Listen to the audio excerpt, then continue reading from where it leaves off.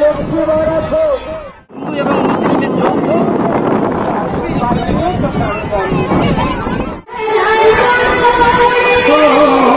আমরা এখন আছি খানাকুল থানার জগৎপুর গ্রামে।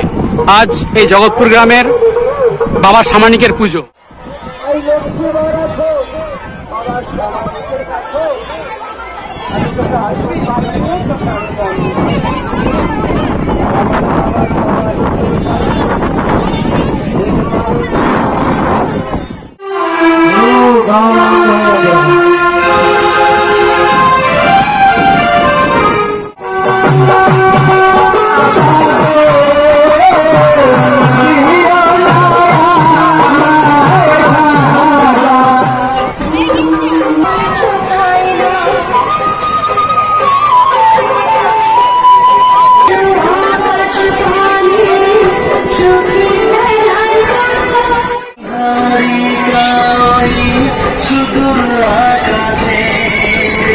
আপনার নাম দাদা?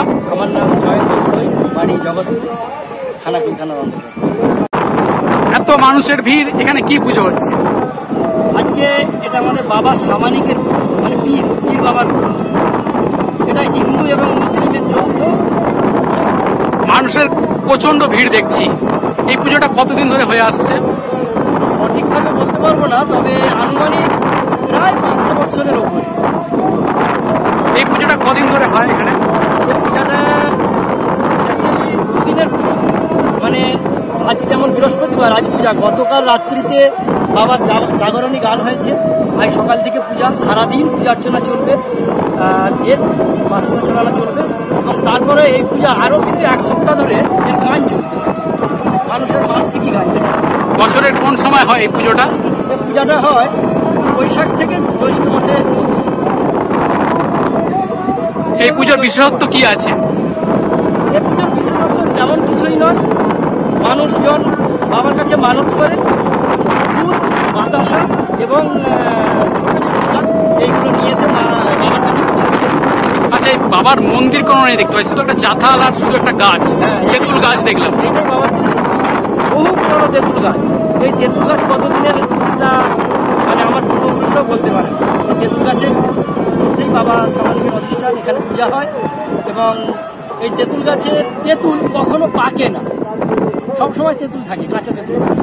সামানিক মানে কি বলবো, সবাই বাবা সামানিকের ভক্ত। এই কারণেই আমাদের এখানে কোনো কিছু বিপদ হলে বা মানুষজনের বাড়িতে বিপদ, কারো শরীর খারাপ বা কারো কিছু হারিয়েছে, কারো সন্তান হারিয়েছে বা কারো কিছু টাকা পয়সা হারিয়েছে, বা বাড়িতে যে গৃহপালিত পশু গরু তার শরীর খারাপ, সবাই কিন্তু মানত করার পর সেটা কিন্তু ভালো হয়ে যায়।